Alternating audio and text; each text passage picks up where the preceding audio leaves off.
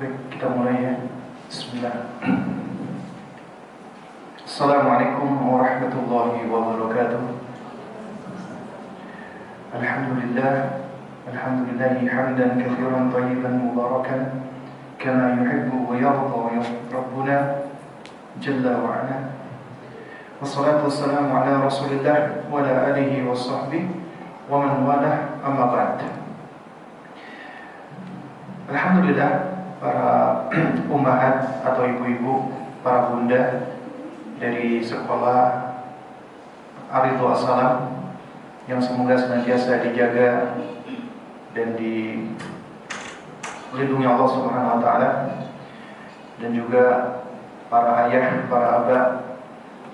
Alhamdulillah, di siang hari ini kita diizinkan Allah untuk berjumpa di kajian perdana kita yang diselenggarakan oleh teman-teman Riyas, ya teman-teman komite dari wali murid atau orang tua Ar-Ridha As-Salam. Insyaallah ta'ala di siang hari ini waktu yang paling nikmat buat istirahat ya, buat tidur.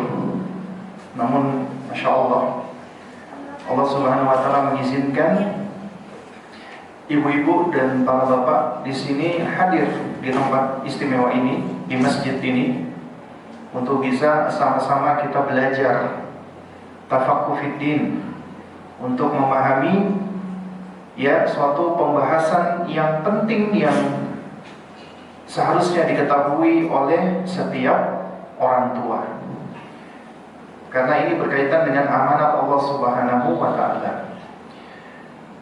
Di kesempatan perdana ini, ibu-ibu dan bapak-bapak sekalian, kita akan berbicara tentang bagaimana menghantarkan anak menuju ke fase mumayyiz. Fase mumayyiz. Tapi sebelum kita membahas tentang fase mumayyiz, ya ini ibu-ibu sudah tahu ya yang dimaksud mumayyiz apa ya? Udah pernah dengar ya fase mumayyiz? Jadi sebelum kita bahas fase mumayyiz, kita akan bahas dulu secara global pengklasifikasian manusia menurut para ahlinya, termasuk para ulama. Tapi kita nggak akan bicara panjang lebar dan kita nggak akan menukil dari banyak ulama atau banyak pakar. Yang pertama, kita harus memahami dan menyadari bahwa manusia itu bertumbuh dan berkembang. Artinya, di tengah pertumbuhan dan perkembangan manusia mesti ada sifat-sifat dan karakter-karakter yang nggak sama. Ibu punya anak TK misalnya, atau anak masih usia 2 tahun, dengan anak 5 tahun, dengan anak 7 tahun, dengan anak 12 tahun. Tentunya berbeda dong cara kita melakukan pendekatan atau penanganan, karena masing-masing anak tidak sama atau berbeda.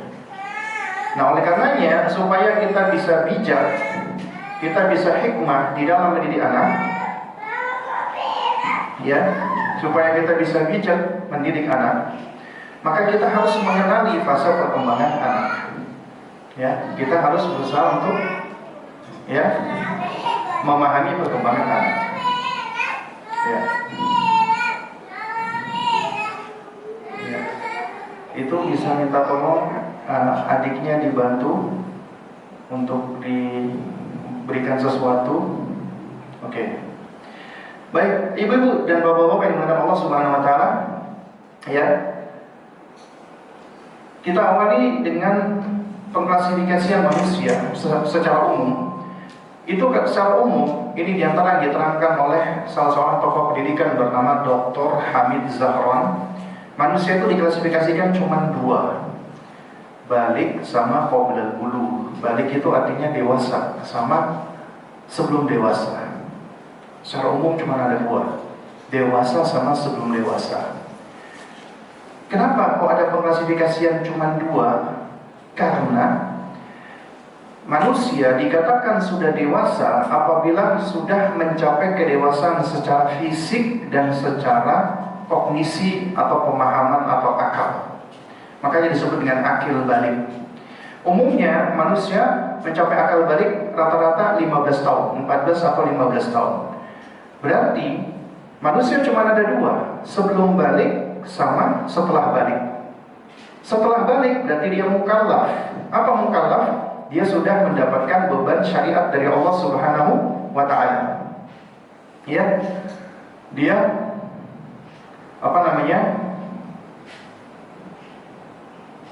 menjadi beban, mendapatkan beban syariat dari Allah Subhanahu wa Ta'ala. Ini informasinya nggak ada suaranya di Zoom. Sebentar ya. Nah, jadi jamaah sekalian oleh Allah Subhanahu wa Ta'ala, ya,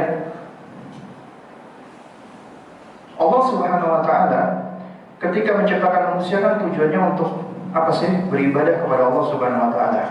Tapi baiknya Allah, ibu-ibu, bapak-bapak, Allah Subhanahu wa Ta'ala tidak langsung serta-merta memberikan beban syariat kepada anak manusia sampai dia dewasa, sampai dia memiliki kemampuan, diantaranya kematangan berpikir.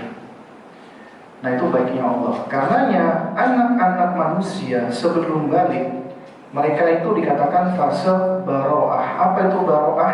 Terangkat pena dari mereka. Maksudnya apa terangkat pena? Mereka belum mendapatkan kewajiban ibadah seperti sholat dan lain sebagainya. Dan apabila mereka meninggalkannya, mereka belum berdosa. Dan yang kedua, apabila mereka melakukan keburukan, mereka juga tidak berdosa. Tapi dititipkan ke kita, orang tuanya, kita yang berkewajiban untuk ngajarin mereka. Karenanya apabila mereka tidak pernah diajarin kebaikan dan keburukan, maka siapa yang berdosa? Orang tua. Bukan menanggung dosa anak, tapi orang tua tidak melaksanakan kewajiban. Itu menyebabkan orang tua berdosa. Ini yang pertama. Jadi ternyata ada sebagian ulama membagi cuma menjadi dewasa sama sebelum dewasa. Dewasa sudah mukallaf, sebelum dewasa berarti belum mendapatkan beban syariat. Dengan kata lain, ibu-ibu sekalian, kalau anak meninggal dunia, ya semoga Allah jaga anak-anak kita, sebelum balik, maka sejatinya mereka meninggal di atas fitrah. Dan ketika mereka meninggal di atas fitrah, menurut pendapat ulama ahlu sunnah, sepakat mereka masuk surganya Allah Subhanahu wa Ta'ala. Tapi belum tentu orang tuanya masuk surga. Ya, tapi anak-anak itu masuk surga. Dan apabila orang tuanya bersabar atas kematian anaknya yang masih kecil, sembari berikhtisab, ihtisab itu mengharapkan ganjaran dari Allah, maka Allah Subhanahu wa Ta'ala akan jadikan anaknya bisa menjadi sebab syafaat, memberikan syafaat kepada orang tuanya untuk juga ditarik masuk ke dalam surganya Allah Subhanahu wa Ta'ala. Kemudian yang kedua, ya, setelah kita memahami bahwa ada dua lini, dua fase, dewasa, balik, sama sebelum balik, kita tidak akan bicara tentang fase yang sudah balik, karena ini fase manusia yang sudah menjadi dewasa, dia sudah bertanggung jawab dengan dirinya. Tapi kita berbicara tentang fase di mana anak ini masih menjadi tanggung jawab orang tuanya. Kapan itu? Sebelum balik. Jadi ibu-ibu sekalian dan bapak-bapak akan diminta pertanggungjawaban oleh Allah, khususnya kepada anak ketika anak itu sebelum balik. Berarti tugas kita ngapain? Menghantarkan anak kepada baliknya. Tujuan pendidikan kita adalah menghantarkan anak ke fase balik agar mereka ready, siap, prepare untuk menjadi hamba Allah seutuhnya. Karena untuk itulah mereka diciptakan Allah, yaitu untuk menjadi Abdullah, hamba Allah. Tugas kita jadi ngapain? Menghantarkan mereka untuk bisa menjadi hamba Allah seutuhnya, yaitu ketika mereka sudah balik. Berarti sebelum balik, tanggung jawab siapa? Kita. Nah, sekarang kita bicara usia qoblal bulugh, sebelum balik. Ternyata para ahli dan para ulama kita juga membagi secara umum usia sebelum balik kita sebut dengan fase tufulah, kanak-kanak, karena belum dewasa, ya. Nah, kita bagi menjadi dua. Apa? Tamyiz sama qabla tamyiz. Nah, ini bahasan kita. Fase mumayyiz sama sebelum mumayyiz. Jadi secara umum anak-anak itu cuma ada dua, ibu-ibu. Mumayyiz sama sebelum mumayyiz. Kapan anak itu mumayyiz? Nah, ini akan kita bahas lebih detailnya nanti. Secara umum anak itu seharusnya sudah mumayyiz di usia 7 tahun. Seharusnya sudah mumayyiz di usia 7 tahun. Dengan dalil dari hadis Nabi SAW. Nah, jadi ibu-ibu sekalian, 7 tahun seharusnya anak kita sudah sampai ke fase mumayyiz. Dan kita akan bahas apa itu mumayyiz. Namun sebelum kita menginjak ke mumayyiz, kita lihat dulu pengklasifikasian yang dilakukan oleh ulama kita. Berangkat dari hadis Nabi SAW. Ibu-ibu pernah mendengar hadis sholat? Kita insya Allah sudah tahu ya hadis tentang sholat ya. Atau mungkin ada di antara kita yang pernah mendengarkan idiom, bukan idiom ya, quote dia, yang berbunyi, bermain dengan anakmu di 7 tahun pertama, didik di 7 tahun kedua, dan bersahabat di 7 tahun ketiga. La'ib ibnaka sab'an wa libus sab'an sahibus sab'an. Yang menarik Bapak Ibu sekalian, penyebutan kata 7 tahun itu ternyata emang penyebutan yang sudah mustahar, masyhur, sudah banyak disebutkan oleh orang-orang dari zaman dahulu. Ini quote bukan ucapan Nabi, bukan ucapan Sayyidina Ali, bukan ucapan Imam Syafi'i, bukan ucapan Sayyidina Umar, tapi ini quote yang sudah menyebar luas, termasuk di tengah ulama-ulama kita, dan quote ini benar.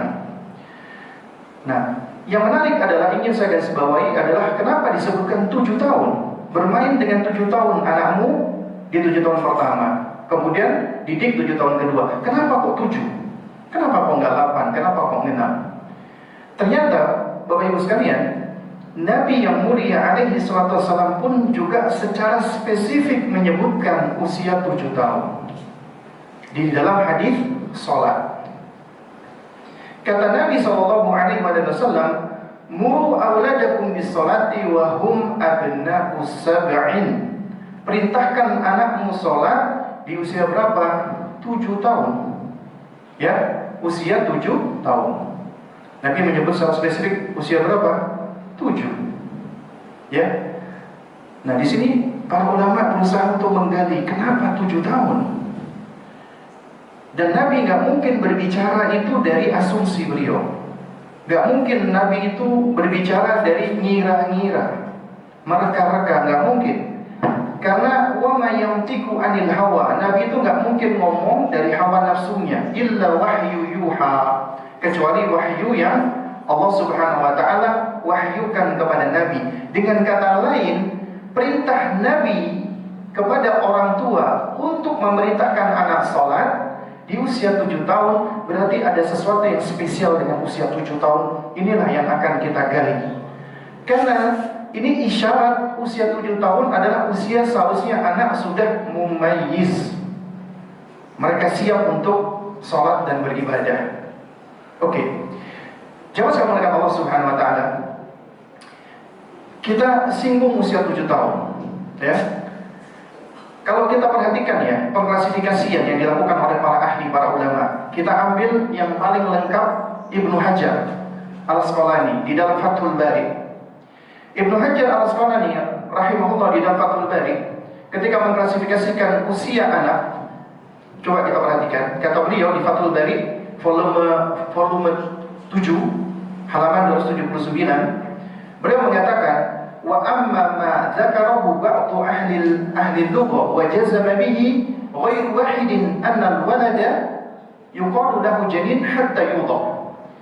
Apa yang disebutkan oleh sejumlah ahli bahasa dan juga dipastikan lebih dari satu ulama, bahwa anak itu pertama dikatakan janin sampai dia dilahirkan. Berarti fase pertama manusia adalah apa?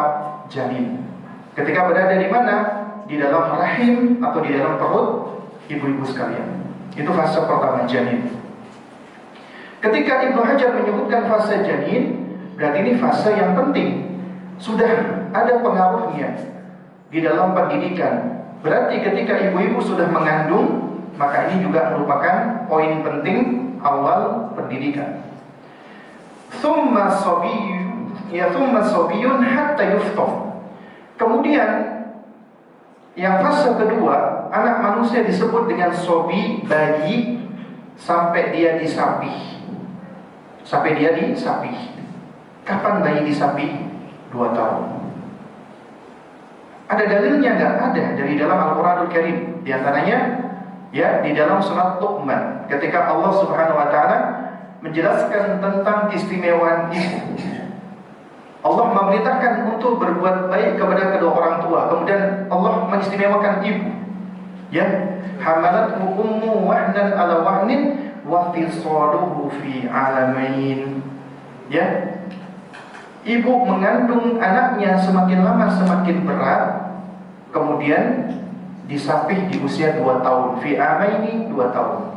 Berarti bayi itu dikatakan sobi atau bayi dari usia berapa, Bu? 0 sampai 2 tahun. Jadi 0 sampai 2 tahun disebut dengan bayi. Kemudian ya, kata Ibnu Hajar, "Tsumma gulamun ila sab'in." Kemudian disebut dengan gulam sampai usia 7 tahun. Makanya kalau ibu-ibu pernah mendengarkan Nabi memberikan nasihat kepada sahabat kecil, contohnya kepada Abdullah bin Abbas radhiyallahu ta'ala anhuma, Nabi biasa memanggil beliau dengan panggilan kasih sayang, ya gulam, ya ihfadillaha yahfadka. Wahai nak, jagalah Allah, niscaya Allah akan menjagamu. Ya, dipanggil apa? Gulam. Juga Nabi ketika menasihati anak sambungnya Nabi.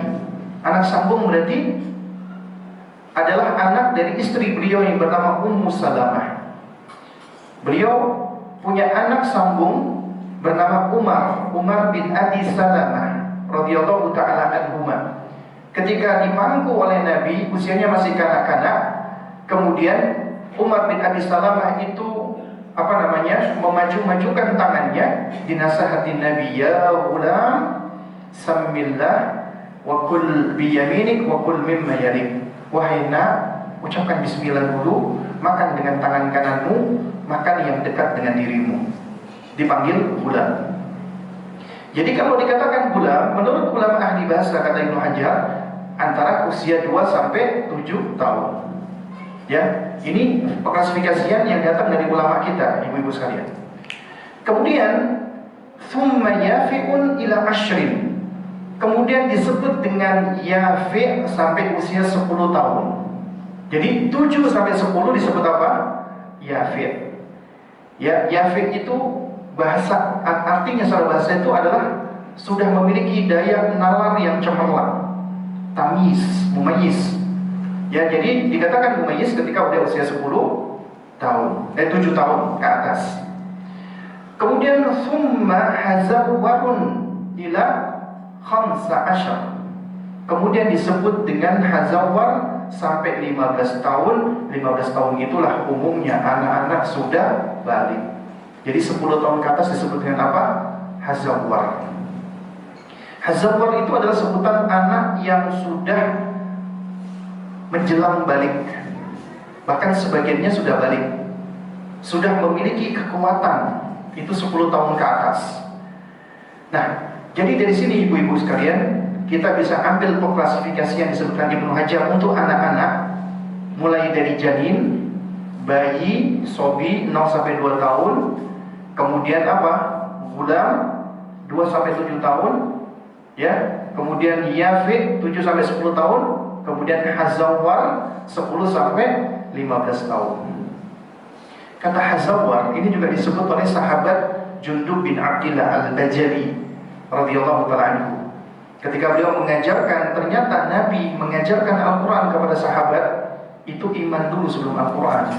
Makanya kaidahnya para sahabat, para salaf dahulu adalah al-iman qabla Al-Quran. Ngajarin iman dulu sebelum Al-Quran. Karena kata Jundub bin Abdillah, kunna gilmanan hazawiratan. Kami dahulu kanak-kanak hazawirah. Dan para ulama mengatakan hazawirah itu adalah usia menjelang balik 10 tahun ke atas. Ya, wa kunna nata'allamul imana ma'an Nabi sallallahu alaihi wasallam qabla an nata'allamal Qur'an. Dan kami biasanya belajar dulu keimanan dengan Nabi sebelum kami belajar Al-Quran. Thumma ta'allamna Al-Quran, baru kemudian kami belajar Al-Quran. Fasdadna bihi imanan, baru kemudian bertambahlah keimanan kami. Nah, ini klasifikasi ulama-ulama kita, ya ibu-ibu sekalian. Ternyata apa yang diklasifikasikan oleh ulama kita ini, ibu-ibu sekalian, gak jauh beda dengan apa yang dilakukan oleh sejumlah ahli. Ya, misalnya kita ambil nih teori perkembangan anak menurut Jean Piaget. Jean Piaget dengan teori perkembangan kognisinya mengatakan anak itu di usia ciptaan Allah. Dan dua ayat ini apabila dipelajari dengan benar tidak akan kontradiksi, tidak akan saling bertolak belakang. Nah, oleh karenanya kita di dalam pendidikan Islam itu mengkombinasi dengan hasil riset yang ilmiah, yang objektif, terutama dalam hal ilmu tumbuh kembang anak. Kenapa? Karena ilmu tumbuh kembang anak yang diteliti dengan penelitian yang ilmiah, yang objektif, ada risetnya, proven base, tidak akan menyelisihi Al-Quran dan sunnah Nabi. Tapi gimana Ustaz kalau misalnya menyelisih Al-Quran? Maka yang kita dahulukan Al-Quran, karena ilmu ini cenderung bisa berubah-ubah. Tapi apabila itu memang diteliti dengan benar, menjadi suatu konsep yang proven, yang terbuktikan, tidak akan menyelisihi Al-Quran dan hadis Nabi. Nah, oleh karena itu, ibu-ibu sekalian, di sini saya ingin mengajak ibu-ibu untuk menelaah tentang bagaimana Al-Quran berbicara perkembangan anak.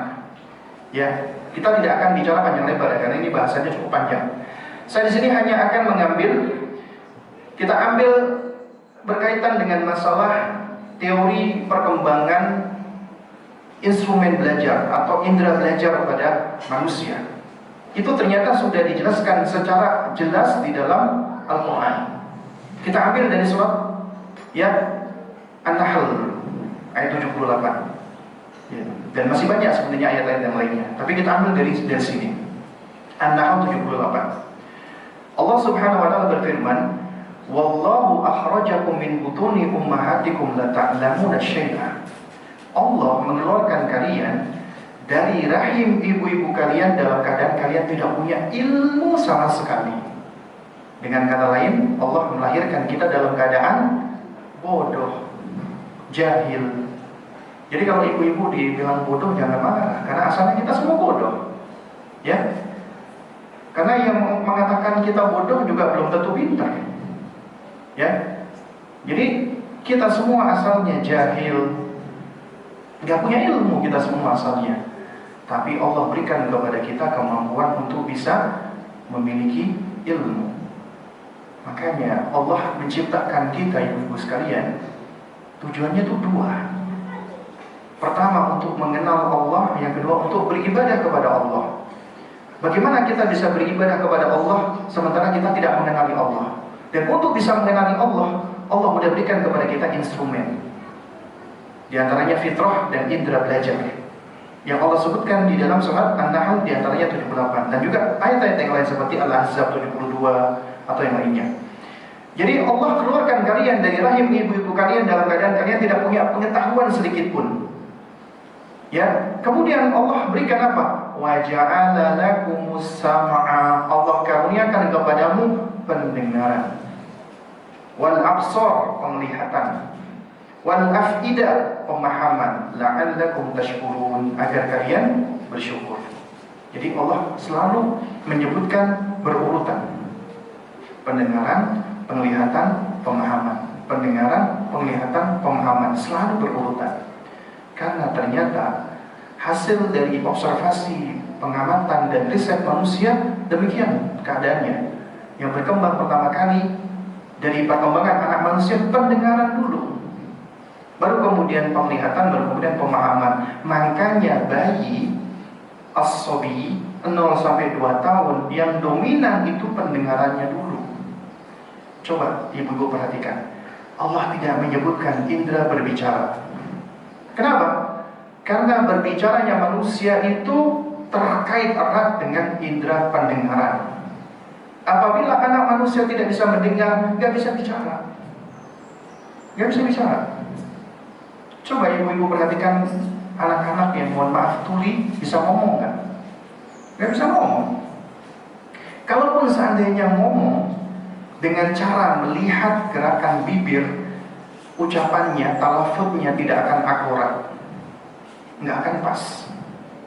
Jadi yang pertama kali berkembang apa? Pendengaran. Makanya di fase ini para ulama kita mengatakan fase tasmi' wa talqin, memperdengarkan dan mentalkin kalimat-kalimat thayyibah. Makanya di dalam buku-buku para ulama-ulama kita dahulu tentang masalah pendidikan anak itu selalu ada bab tasmi' wa talqin. Bahkan bayi yang baru dilahirkan itu sebagian ulama seperti Ibnul Qayyim rahimahullah ya membawakan hadis yang memang hadisnya itu diperselisihkan oleh para ulama mengazani bayi. Karena di antara manfaatnya adalah untuk apa? Yang pertama kali didengar oleh bayi adalah kalimat-kalimat thayyibah. Tapi memang menurut sebagian ulama hadisnya tidak sahih. Tidak sahih bukan artinya kita nggak memperdengarkan anak kita dengan kalimat thayyibah, tetap diajarkan kalimat thayyibah. Bahkan Ibnu Qayyim di dalam Tuhfatul Maudud itu menasihatkan agar orang tua sudah biasa mentalkin anaknya dengan tauhid, dengan la ilaha illallah dari semenjak kecil, agar yang pertama kali masuk ke dalam pendengarannya adalah la ilaha illallah.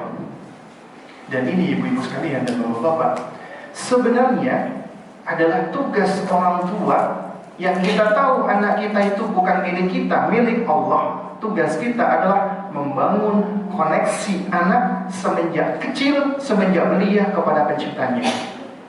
Diawali dengan menstimulasi pendengarannya dengan kalimat-kalimat thayyibah. Tidak ada kalimat yang paling thayyibah apabila kalimat itu kecuali memiliki lafzul jalalah, menyebut nama Allah. Makanya semua yang ada sebutan Allah disebut dengan zikir. Zikrullah. Ya, semua yang ada sebutan Allah namanya zikir. Karena zikir itu bermakna mengingat dan menyebut, mengingat Allah dan menyebut Allah. Dan itu kalimat yang paling thayyibah, yang paling baik. Jadi fase pertama apa ibu-ibu? Mendengar 0 sampai 2 tahun. Dan yang menarik ibu-ibu sekalian, coba kita baca nih tafsirnya ulama ahli tafsir yang terkenal. Siapa? Abul Fida Ibnu Katsir rahimahullah ta'ala di dalam tafsirnya ketika menafsirkan ayat ini itu luar biasa sekali. Beliau mengatakan ay annallaha akhraja ibadahu min butuni ummahatihim la ya'lamuna syai'a. Allah mengeluarkan hamba-hambanya dari rahim ibu-ibu mereka dalam keadaan tidak punya pengetahuan apapun. Kemudian kata beliau tsumma yarzuquhum as-sam'a. Kemudian Allah mengkaruniakan pendengaran. Apa fungsinya kata beliau? Alladzina yudrikuna bihil aswat, yang mana dengan pendengaran itu manusia bisa memahami suara. Coba ibu-ibu, kalau kita belajar bahasa Arab, Ibnu Qayyim di sini coba, kalau ibu-ibu misalnya ditanya nih, pendengaran buat apa? Fungsinya? Apa fungsinya telinga? Kita akan bilang apa, Bu? Untuk apa? Hah? Apa fungsinya telinga? Untuk mendengar. Tapi Ibnu Katsir tidak mengatakan pendengaran untuk mendengar. Beliau tidak mengatakan alladzi yasma'una, yang mana dengan telinga itu untuk mendengar, tidak. Tapi yudrikun. Apa itu yudrikun? Dari kata idrak, memahami. Ternyata Allah berikan kita pendengaran memahami al-aswat, suara-suara. Allahu Akbar. Allah menjadikan kita yang ibu bisa memahami suara.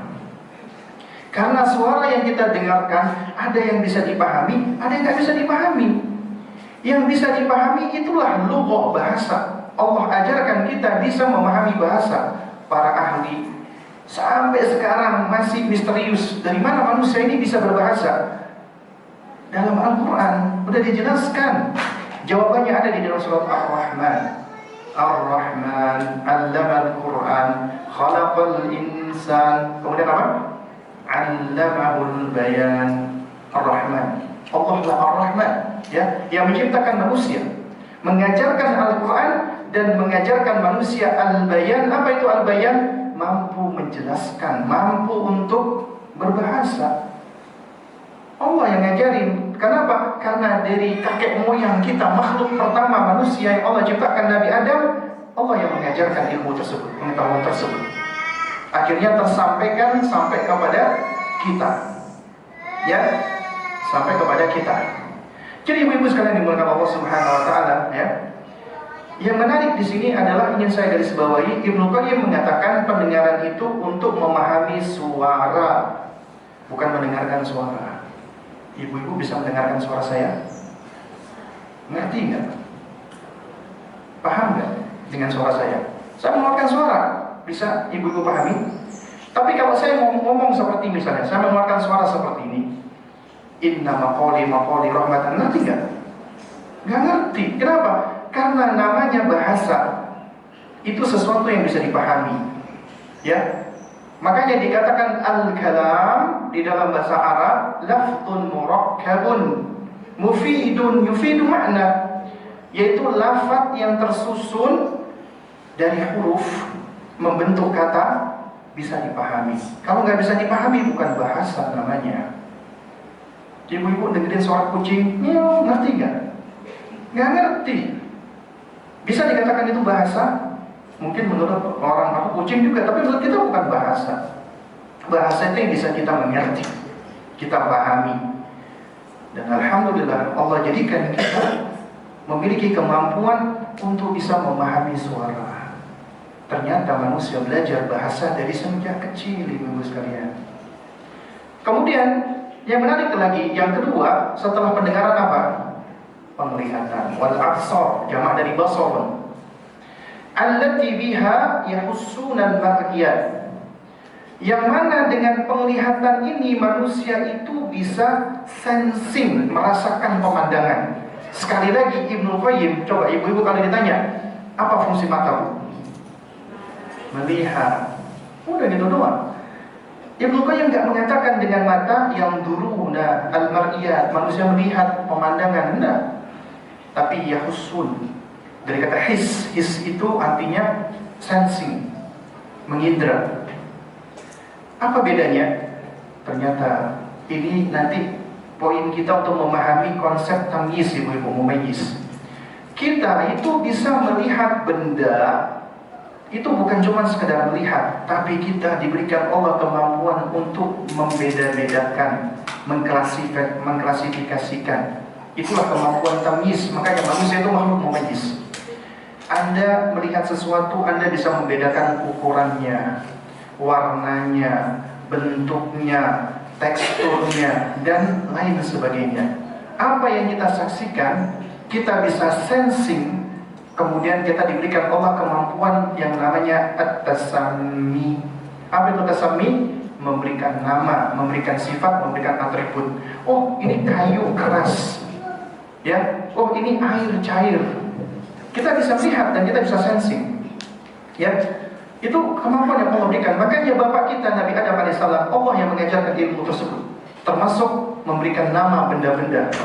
Di mana malaikat ketika bertanya, kenapa engkau ya Allah menciptakan makhluk yang akan berbuat kerusakan di muka bumi? Allah yang lebih tahu.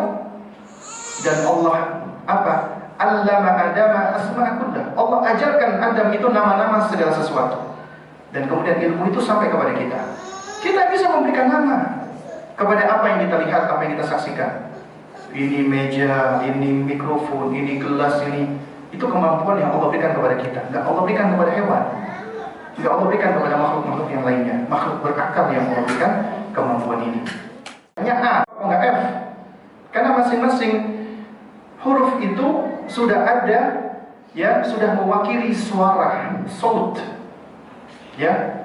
Nah, makanya akhirnya kita pun bisa mewakilkan suara menjadi suatu simbol, itulah huruf. Akhirnya kita bisa membaca. Kemampuan membaca, ya. Siapa yang mengajarkan kemampuan membaca? Allah Subhanahu wa taala. Ya, di dalam surat Al-Qalam misalnya, Nun wal qalam wa ma yasturun. Allah bersumpah dengan apa? Nun Allah menyebutkan dulu ya, ini harfun muqatta'ah, wal qalam, demi pena, wa ma yasturun, dan apa yang digoreskan oleh pena. Kita bisa membaca. Jadi kita bukan cuma bisa melihat, kita bisa membaca, ibu-ibu sekalian. Itu adalah kemampuan yang Allah berikan. Ini adalah bagian dari mumayyiz. Kemudian yang menarik lagi, yang ketiga, wal afidatu.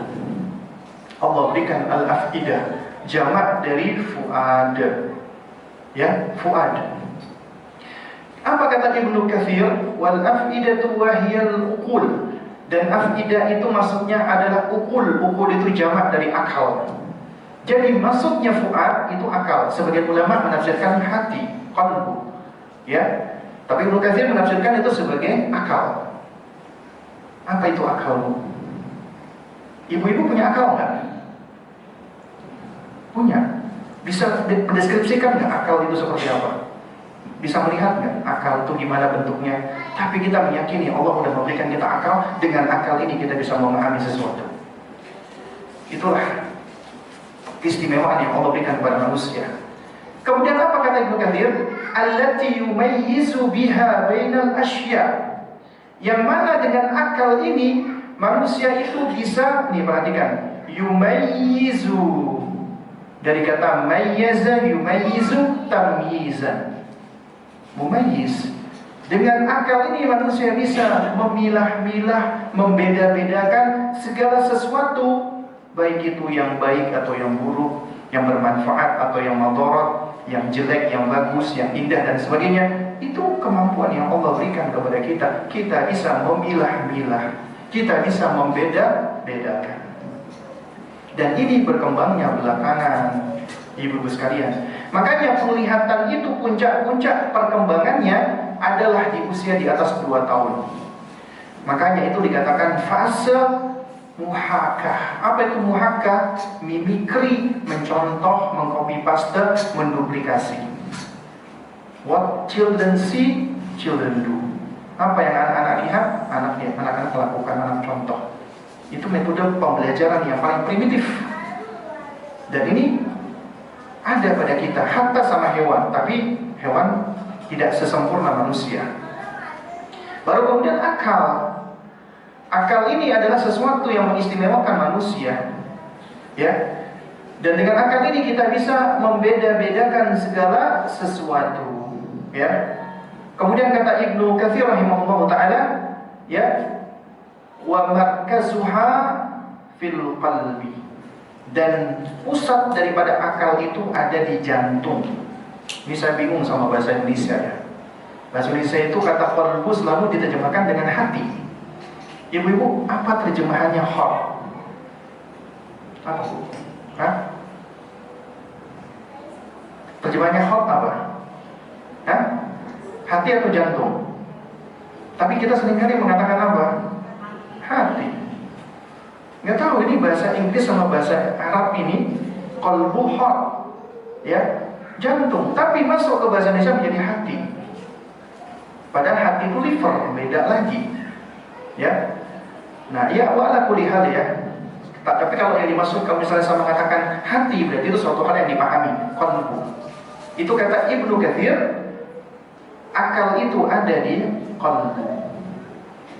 Wa qila fi dimagh. Ada sebagian ulama berpendapat ada di otak. Akal itu ada di otak. Ternyata para ahli berbeda pendapat. Apakah akal manusia itu ada di jantung ataukah ada di otak? Dan gak penting kita memperdebatkan ini. Yang penting kita punya akal. Ya, ngabisin waktu enggak.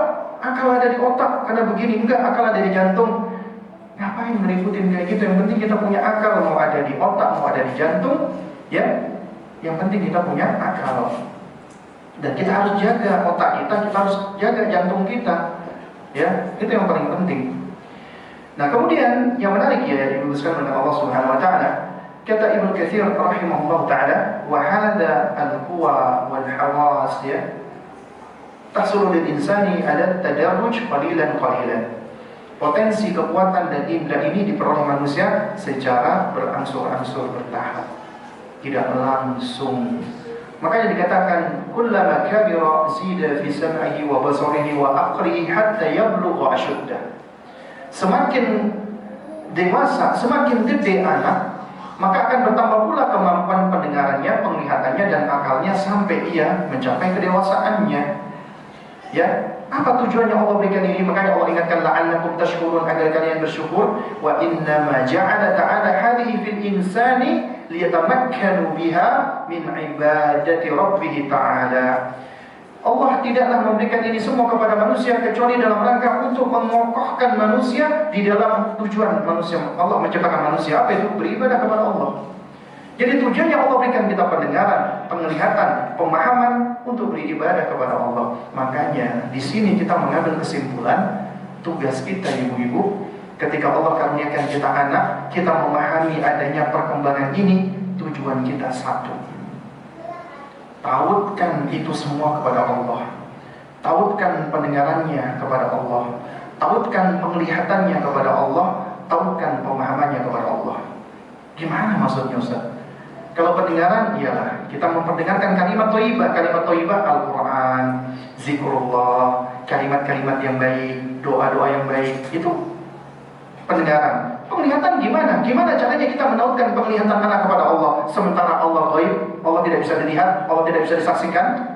Maka kita menautkan penglihatan Allah melalui tanda-tanda keberadaan Allah, tanda-tanda kebesaran Allah. Makanya diajak anak-anak itu untuk mengeksplor alam lingkungan yang ada. Makanya anak-anak ini kan diajak keluar untuk mengeksplor alam. Itu tujuannya bukan hanya untuk menstimulasi fisiknya doang, menstimulasi inderanya doang. Tujuan utamanya adalah untuk apa? Untuk menumbuhkan di dalam dirinya rasa ta'zim, pengagungan kepada Allah. Allahu Akbar, Allah menciptakan daun itu hijau, Allah menciptakan pohon itu besar. Itu adalah kita tautkan kepada Allah. Ini bedanya pembelajaran kita Islamic education atau parenting dengan yang lainnya, Bapak Ibu sekalian. Guru-guru muslimah yang cerdas, yang selalu berpijak kepada agama Allah Subhanahu wa taala, ketika melakukan pengajaran gak pernah lepas dari selalu menautkan dengan Allah. Contoh misalnya anak TK lagi belajar warna. Ini warna apa? Warna biru ibu guru, Masya Allah. Apa ucapan ibu gurunya? Zikrullah, Masya Allah. Bukan, hebat, hore, bukan. Karena kita sudah tautkan pertama kali pendengarannya, Masya Allah, Subhanallah, Allahu Akbar. Kemudian apa? Kita ajarkan, Allah memberikan kamu mata ya nak. Bukan, kamu memang pintar, kamu memang hebat. Itu metodenya orang kafir ibu-ibu sekalian. Ya, memuji-muji anak, kamu itu jenius, kamu itu bukan metode Islam. Itu malah menyebabkan anak itu malah berbahaya. Ada penelitiannya loh, ibu-ibu sekalian. Ada riset penelitian, guru dan orang tua ketika melakukan pujian kepada anak, itu yang satu positif, yang satu negatif. Ternyata yang negatif adalah ketika guru atau orang tua memuji individunya anak. Kamu memang anak yang paling hebat, anak yang jenius. Itu membinasakan anak. Dan itu udah ada wanti-wanti dari Nabi SAW ketika memuji anak seperti ini. Makanya ketika memuji anak itu harus selalu ditautkan kepada Allah Subhanahu wa taala. Yang dipuji itu adalah usahanya, ikhtiarnya, bukan hasilnya, bukan orangnya.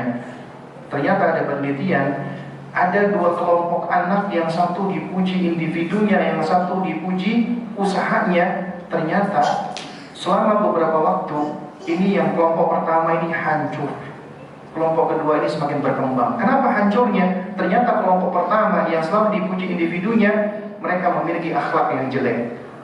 Ada kecenderungan mereka menjadi sombong, takabur, arogan. Aku anak yang hebat. Atau yang kedua, mereka akhirnya karena Allah kasih kamu mata, dengan mata kamu bisa melihat, kamu bisa membedakan warna. Siapa yang menciptakan mata buat kamu? Allah. Tujuan kita ibu-ibu diingatkan Allah, la'allakum tashkurun, agar kalian bersyukur.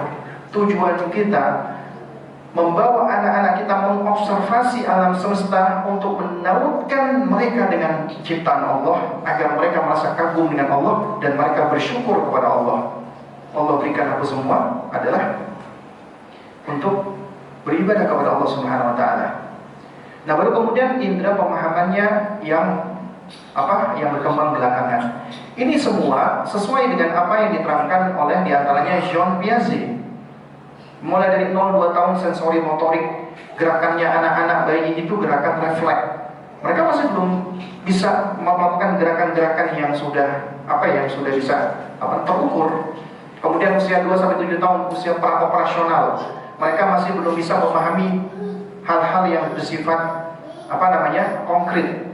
Maksudnya yang abstrak maksud saya. Mereka masih memahami sesuatu secara konkret dan seterusnya. Ya, ini kalau mau dibahas memang cukup panjang. Ya, wa'ala kulli hal, ini adalah fondasi kita untuk memahami apa?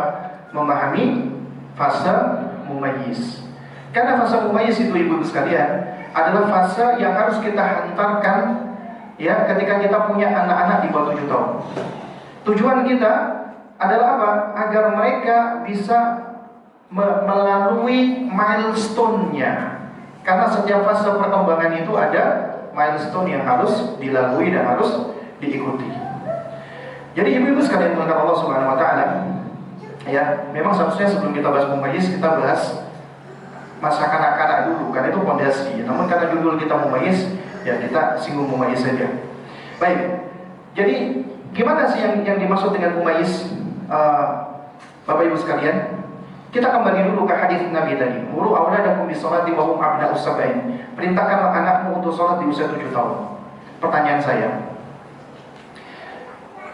ketika anak diperintahkan untuk sholat di usia 7 tahun, pertanyaan saya adalah apakah sholat itu wajib buat mereka atau tidak? Hah? Wajib tidak? Anak 7 tahun wajib sholat nggak? Hah? Wajib tidak, Pak? Kata Nabi, perintahkanlah anakmu untuk sholat di usia 7 tahun. Wajib tidak? Hah? Yang wajib angkat tangan. Yang berpendapat wajib, coba angkat tangan. Yang berpendapat tidak wajib, angkat tangan. Yang lainnya abstain. Paling aman abstain ya, Pak. Menurut Bapak wajib tidak, Pak? Belum wajib. Belum tentu wajib, belum wajib. Baik. Kaidah ya Bapak Ibu sekalian. Secara umum ini kaidah usul fiqh. Al-aslu fil amri yufidul wujub. Hukum asal perintah itu wajib. Apabila Allah memerintahkan aqimus shalah, maka apa? Sudah ada yang langsung buat, berarti kita benar. Tunggu dulu, ibu sekalian, ya. Jadi hukum asal perintah adalah apa? Wajib. Ya, asal perintah adalah wajib. Nah, tapi coba perhatikan hadis ini, Bapak Ibu sekalian. Ya, hadis ini perintah Nabi kepada orang tua atau kepada anak? Orang tua. Yang menjadi target untuk mengerjakan sholat orang tua atau anak? Anak. Kalau Nabi mengatakan, wahai anak-anak, kalau kalian 7 tahun sholatlah, maka hukumnya wajib tidak? Wajib. Tapi ketika Nabi memberikan perintahnya melalui perantara, siapa perantaranya? Orang tua. Jadi wajib tidak untuk anak-anak? Enggak wajib. Tapi wajib bagi orang tua untuk memerintahkan anak sholat. Jadi perintah itu ada 2 macam menurut Imam Ibnu Hajj. Perintah langsung, maka hukumnya wajib kepada yang dituju. Misalnya, ya ayyuhalladzina amanu qu anfusakum wa ahlikum nara, itu langsung, wahai orang beriman, jagalah dirimu, maka wajib untuk menjaga diri kita dari sisa neraka, ya. Tapi kalau melalui ada perantara, sebenarnya perintah ini itu untuk anak, tapi melalui perantara orang tua, maka anak sebenarnya belum wajib untuk sholat, tapi orang tua berkewajiban untuk ngajarin anak sholat. Gitu ya. Bisa dipahami ya Bapak Ibu sekalian. Jadi al-amru bil amri bi syai' laisa amran bihi ma lam yadullu alaihi dalil mithaluhu ya qulu sallallahu alaihi wasallam muruhum bi salati li sab'in laisa bi khitabin min asy-syari' lis-sabi wa la ijaban alaihi ma anna al-amra wajibun 'ala al-wali. Kata Imam Ibnu Qudamah, perintah untuk memberikan perintah Nabi kan memberikan perintah kepada orang tua untuk apa? Memberikan perintah. Jadi al-amru bil amri. Jadi perintah untuk memberikan perintah terhadap sesuatu, maka bukanlah suatu hal yang menunjukkan kewajiban bagi yang diperintahkan. Asalnya anak-anak jadi tidak wajib untuk sholat. Makanya kalau anak ibu diperintahkan sholat 7 tahun nggak sholat, dosa nggak? Anaknya nggak dosa, tapi ibu dosa nggak? Hah? Nggak dosa karena sudah ngajak untuk sholat. Yang dosa kalau dibiarin, diabaikan. Biarin masih anak-anak, sholat gak sholat biarin aja. Tapi kalau kita udah berusaha ngajak mereka sholat, kemudian mereka belum mau sholat, dosa nggak? Nggak dosa. Tapi kita diberikan waktu, ibu-ibu sekalian. Berapa waktunya sampai anak itu kita sudah mengambil sikap tegas, sudah boleh memberikan hukuman 3 tahun. 3 tahun kalau sehari itu 5 kali perintah sholat, setahun 360 hari, itu kurang lebih ada 4.800 kali ibu-ibu dan bapak-bapak ngajakin anak untuk sholat. Itu poin pertama. Poin kedua, Nabi ketika memerintahkan anak sholat usia 7 tahun. Nah ini baru kita berusaha membedah hikmah rahasia. Kenapa 7 tahun? Kenapa kok nggak 5 tahun? Kenapa kok nggak usia selain itu? Ternyata memang ada yang spesial dengan usia 7 tahun di dalam perkembangan manusia, dan itu suatu hal yang teramati, terobservasi, dan ada penelitiannya. Di usia 7 tahun itu anak sudah beda sama usia sebelumnya. Nah sedikit kita singgung ibu sekalian ya, sifat kanak-kanak, sifat anak-anak di bawah 7 tahun. Itu banyak, di antaranya pertama, anak di bawah 7 tahun itu kasratul harakah wa adamul istiqrar. Ya, kata ya ulama-ulama kita, di antaranya kata Syekh Ahmad Nasir At-Tayyar. Anak di bawah 7 tahun itu banyak bergerak, sulit diem. Makanya kalau ibu-ibu atau bapak-bapak punya anak TK, itu sulit diem. Itu memang usianya aktif, banyak bergerak, nggak boleh dilarang. Diem kamu, jangan banyak gerak, nggak boleh. Kenapa? Karena sarafnya, ototnya, tulangnya, sendinya sedang bertumbuh dan berkembang. Maka itu bagian dari dia secara alami menstimulasi. Makanya anak-anak di bawah 7 tahun distimulasi dengan banyak bergerak, difasilitasi bermain, karena itu fase mereka bermain. Sementara sholat, apa sih substansi dan esensi daripada sholat? Khusyuk dan tumaninah. Tumaninah itu rukun atau wajib, ibu-ibu? Tumaninah rukun atau wajib? Rukun sholat.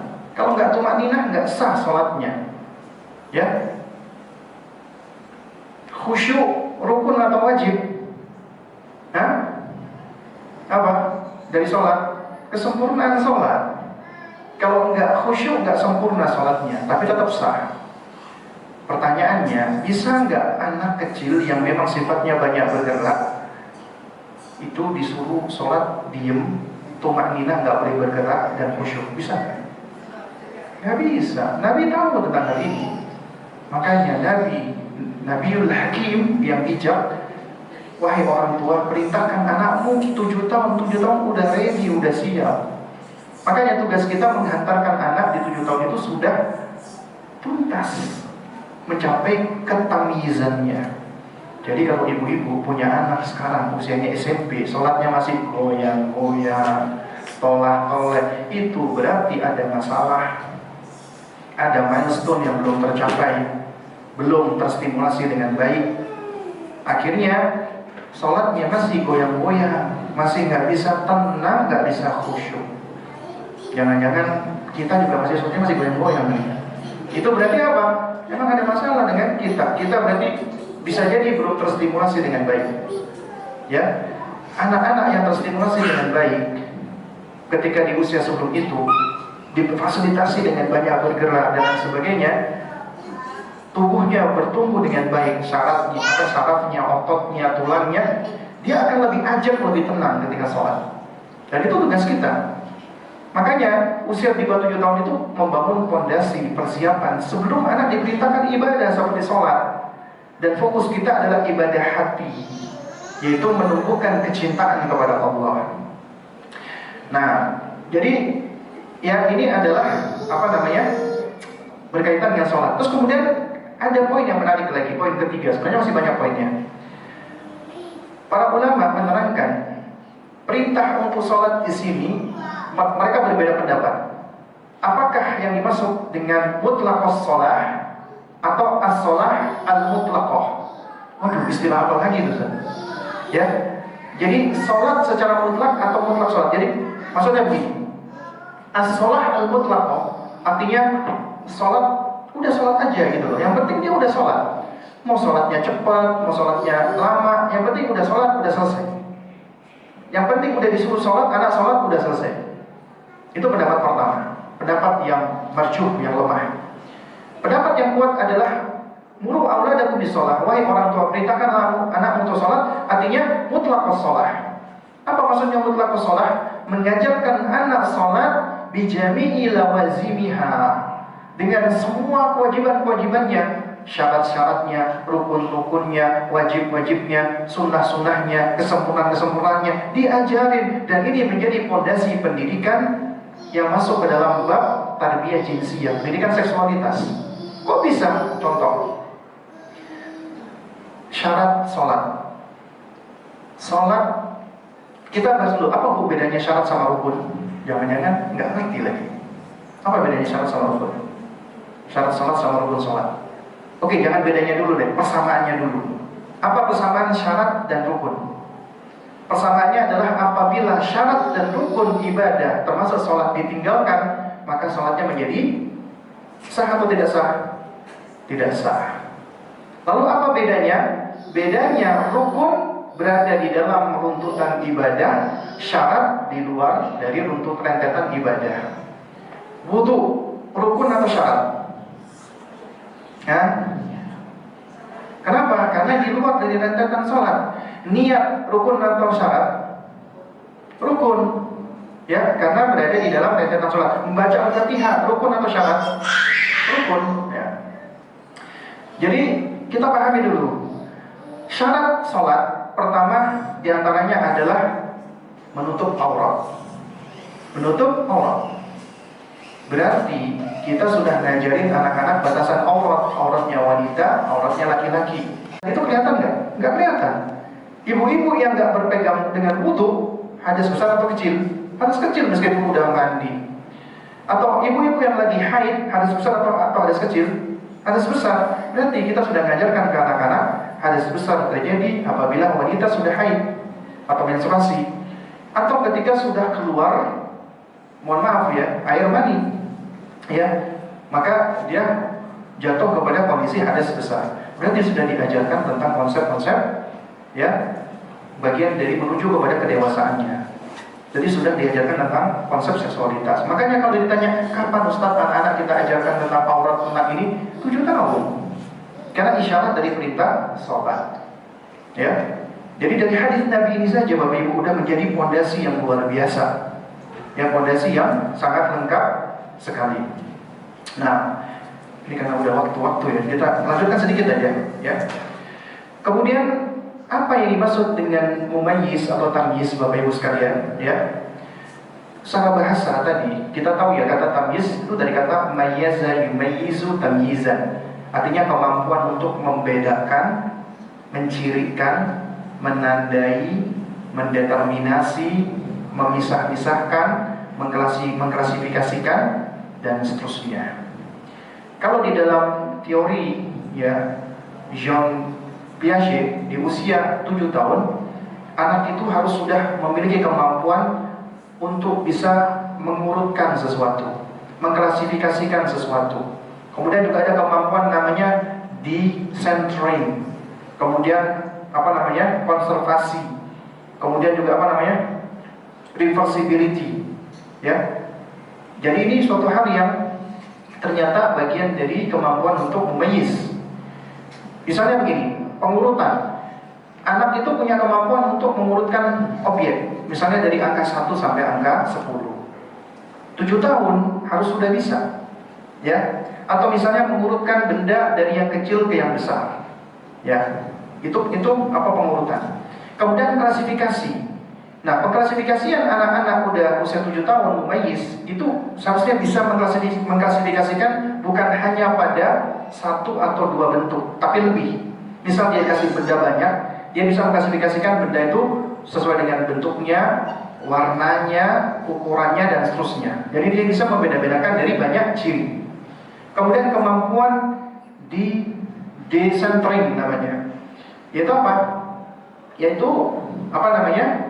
Kayak contoh misalnya dia bisa melihat nih, gelas ini lebih tinggi, sementara ini lebih pendek, ya. Nah, misalnya apa namanya, bowl, apa namanya, apa bowl itu? Mangkok, seperti itu ya. Mangkok itu kan lebih pendek, gelas lebih tinggi, tapi belum tentu, ya, yang lebih tinggi itu isinya lebih banyak. Artinya anak itu sudah punya kemampuan untuk melihat space, ya. Oh, bisa jadi bowl ini ternyata mangkok ini lebih banyak isinya, meskipun nggak tinggi, tapi ternyata dia lebih lebar, ya. Nah, dan itu ada konsep-konsepnya yang diterangkan. Nah, ini adalah bagian dari kemampuan anak. Kalau kita lihat dari secara bahasa, mumayyiz, ya, tamyiz. Nah, lalu kemudian apa yang dimaksud dengan mumayyiz menurut para ulama? Kita lihat kata Imam Ibnu Farqun, Ibnu Jama'ah, dan Imam Nawawi. Dikatakan mumayyiz apabila anak sudah bisa memahami maksud dan makna perkataan dan mampu merespon dan menjawabnya dengan baik. Ya. Jadi mereka sudah ngerti, orang ngomong udah paham. Makanya ada anak-anak yang mumayyiz duluan, lebih cepat. Itu biasanya anak-anak cerdas. Para sahabat itu banyak yang mumayyiz duluan. Tapi ada juga yang mumayyiz belakangan. Atau menurut jumhur ulama, anak yang sudah bisa membedakan mana baik, mana buruk, mana bermanfaat, mana berbahaya, mana untung, mana rugi, dan seterusnya. Termasuk dia sudah bisa mampu untuk mengukur apa yang dilakukan. Contoh misalnya begini. Anak masih kecil, ibu sekalian, itu belum bisa mengukur kadar bahaya. Ya, misalnya dia bermain di dekat kolam renang yang dalam, dia nggak tahu itu bahayanya, makanya perlu diawasi. Kemudian dia melihat ada kawannya berdiri dekat kolam renang, kemudian dia dorong, ya, kemudian dia dorong anaknya, temannya jatuh, bahaya tidak bahaya? Tapi si anak ini belum ngerti tentang konsep bahaya, itu berarti dia belum mumayyiz. Tapi seiring dengan bertambahnya usia, dia bisa punya kemampuan mempertimbangkan. Oh, ini berarti kalau didorong bahaya, maka dia tidak akan melakukan hal itu. Bahkan menurut Ibnu Mulakin, anak yang sudah bisa makan sendiri, minum sendiri, mandi sendiri, cebok sendiri, ganti baju sendiri, kemandirian itu sudah jadi tanda mumayyiz. Makanya anak di usia TK dan sebelum TK harus sudah diajarkan kemandirian ya Ibu.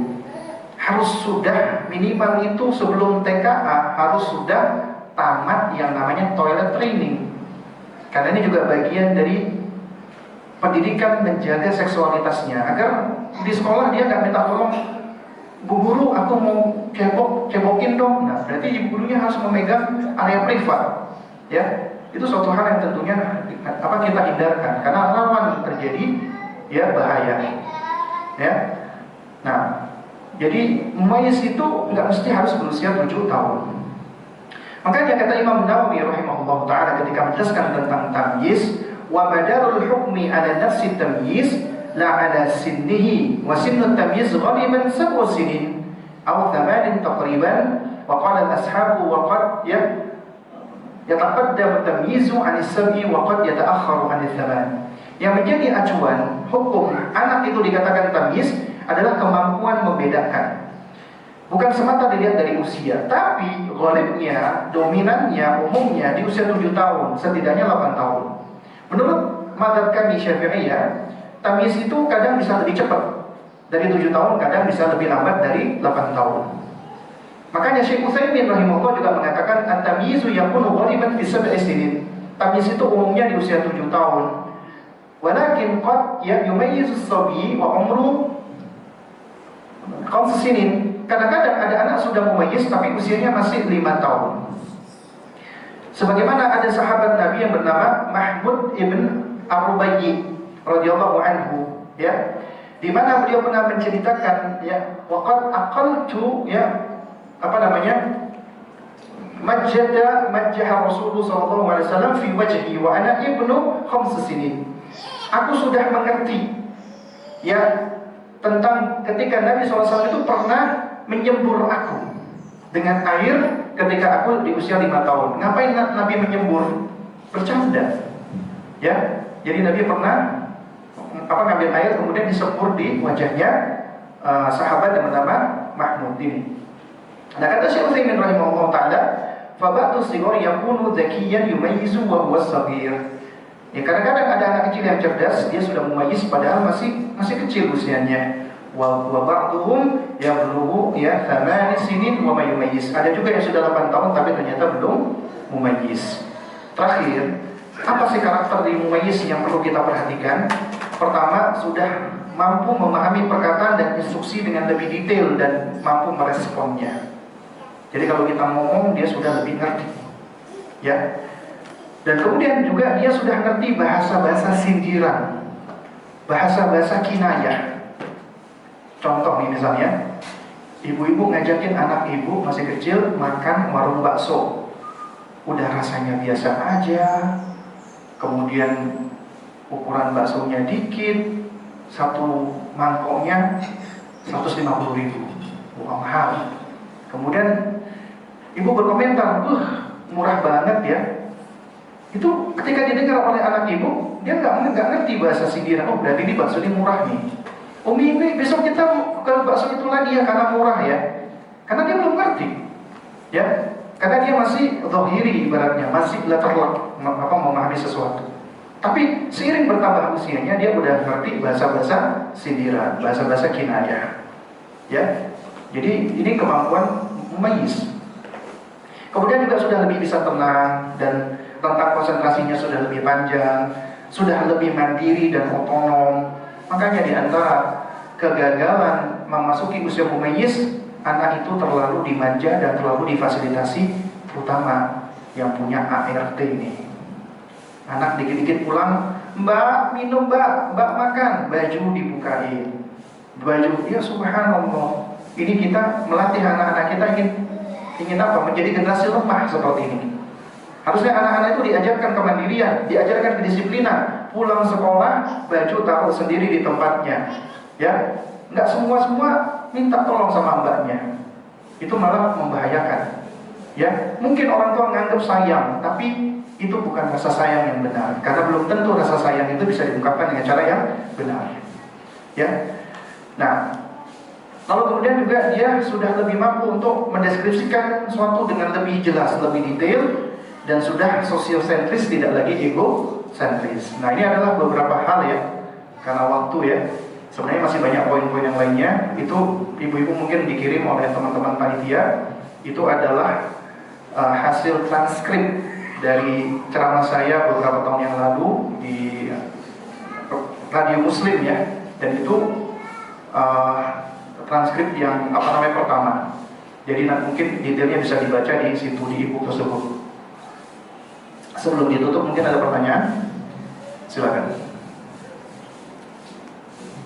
Ada yang mau bertanya? Ini ada mikrofon.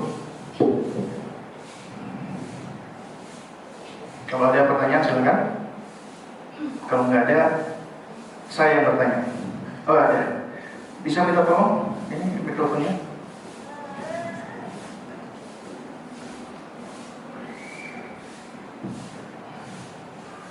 Bapak-bapak belakangan aja yang bertanya.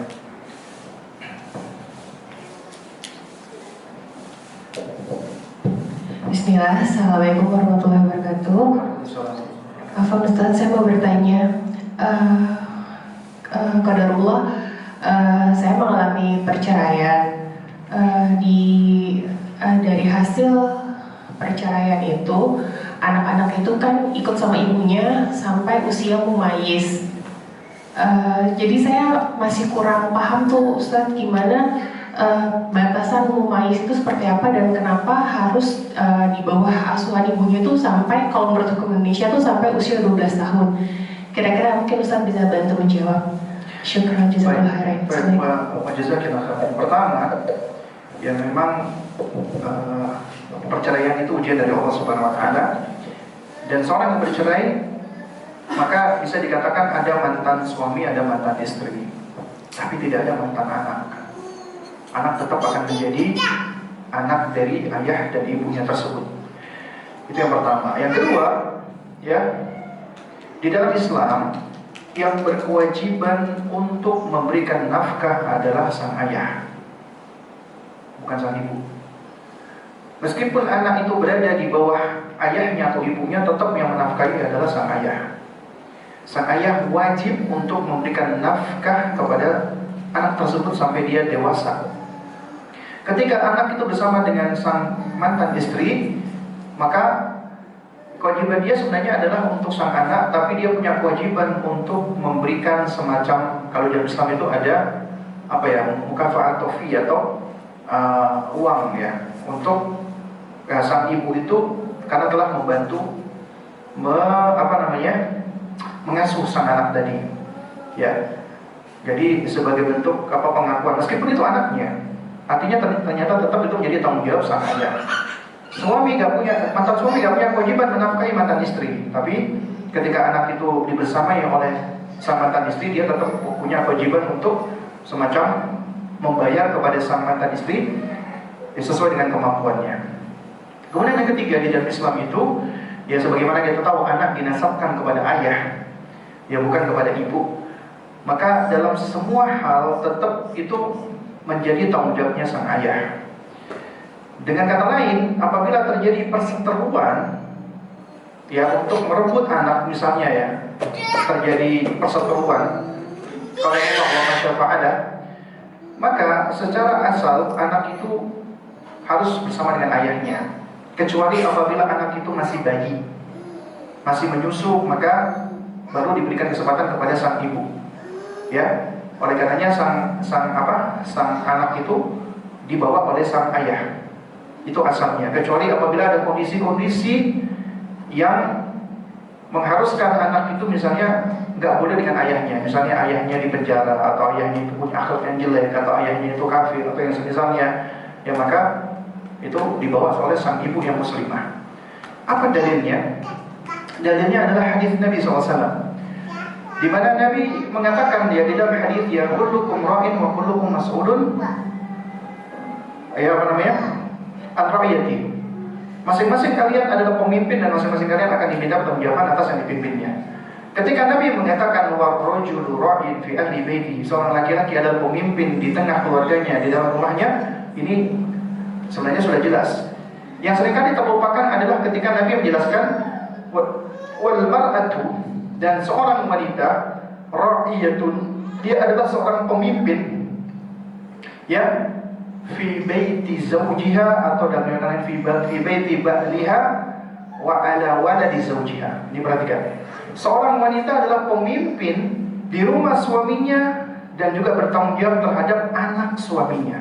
Tadi, anak bawaan suami. Suami ini membawa anak karena memang tanggung jawab suami. Kemudian dibawa ke rumah ibu barunya, ibu sambungnya. Maka di dalam hadis ini, ibu ini berkewajiban untuk mendidik, mengasuh anak suaminya. Tapi tidak sebaliknya. Seorang wanita dinikahi, seorang laki-laki menikahi seorang wanita. Wanita ini membawa anak. Maka pertanyaannya, siapa yang berkewajiban menafkahi anak dari istri barunya ini? Siapa? Apakah suami barunya? Bukan. Tetap ayah biologisnya yang berkewajiban. Maka nggak punya kewajiban ini suami barunya, bapak barunya memberikan nafkah kepada anak tersebut. Jadinya bisa menimbulkan muskilah kan? Nah, karenanya di dalam Islam anak itu memang asalnya dibawa oleh sang ayah, kecuali apabila ada hal-hal yang memang itu dalam rangka kemaslahatan, ya. Karena memang di dalam syariat seorang ibu, seorang wanita maksud saya punya kewajiban untuk mendidik, kecuali pertama sang mantan suami atau bapak biologis dari anaknya tersebut, anak sambungnya tersebut nggak ada atau nggak punya kemampuan atau nggak bertanggung jawab. Kemudian yang kedua, anak itu dibawa ke rumahnya, maka semua yang berada di dalam rumahnya termasuk ahli bait, maka menjadi tanggung jawabnya dia. Ya, jadi seorang suami laki-laki ini di rumahnya itu ternyata dia punya adik perempuannya, maka adik perempuannya punya tanggung jawabnya sang kakak tadi. Karena dia tinggal di rumahnya, kecuali tinggal di rumah bapaknya, maka bapaknya yang tanggung jawab. Sama misalnya di rumahnya itu ada bibinya, maka bibinya menjadi tanggung jawabnya. Termasuk asisten rumah tangga yang ada di rumah menjadi tanggung jawab laki-laki yang menjadi penanggung jawab di rumah tersebut. Dengan kata lain, apabila asisten rumah tangga tersebut suka pakai baju seksi di dalam rumah misalnya, tidak menutup aurat dengan sempurna, suka nonton konten-konten yang gak baik, itu akan diminta pertanggungjawaban sang pemimpin rumah. Makanya menjadi tanggung jawabnya dia. Karena rumah ini ibaratnya negara, imamnya, presidennya adalah seorang suami, maka dia yang punya kewajiban dan tanggung jawab untuk menjaga agar tidak terjadi masalah. Ya, jadi ini mudah-mudahan bisa dipahami ya. Nah, oleh karenanya kalau ditanya tadi apakah anak itu dikatakan sampai mumayyiz atau tidak, sebenarnya asalnya anak itu pun apabila dia sudah lewat dari fase bayi, maka boleh dibawa oleh sang ayah. Ya, tapi juga boleh dengan asas kesepakatan, maka diserahkan kepada sang mantan istri, ya. Dan itu asalnya dia punya kewajiban selain menafkahi sang anak, dia punya kewajiban untuk memberikan semacam fee kepada mantan istrinya, karena telah membantu tanggung jawabnya dia untuk mengasuh sang anak tersebut. Ya, jadi kurang lebih seperti itu. Allah langsung. Nah. Baik, terima kasih Ustaz. Ya, bunda-bunda ada lagi yang mau bertanya? Silakan. Atau dari sana ada bapak-bapak? Ada yang mana ya bapak-bapak? Gak ada, alhamdulillah. Nah, itu ya karena sudah pukul 3:30 juga. Iya. Jadi berarti kita cukupkan ya. Baik, jadi karena sudah pukul 3:30 juga ibu-ibu sekalian, bapak-bapak, rahimani wa rahimakumullah, mungkin ini yang dapat saya sampaikan ya. Kurang lebihnya saya mohon maaf apabila ada hal-hal yang kurang berkenan atau yang keliru atau yang salah, baik sengaja ataupun tidak sengaja, baik dalam hal penyampaian atau yang lainnya, mohon jangan dimasukkan ke dalam hati. Ya, semoga apa yang kita pelajari dapat memberikan manfaat bagi kita semua. Tentunya yang hak datangnya dari Allah, yang batil datangnya dari diri saya pribadi. Kita tutup dengan kafaratul majelis. Aqulu qouli hadza wa astaghfirullah li wa lakum. Subhanakallahumma wa bihamdik, asyhadu an la ilaha illa anta, astaghfiruka wa atubu ilaik. Assalamualaikum warahmatullahi wabarakatuh.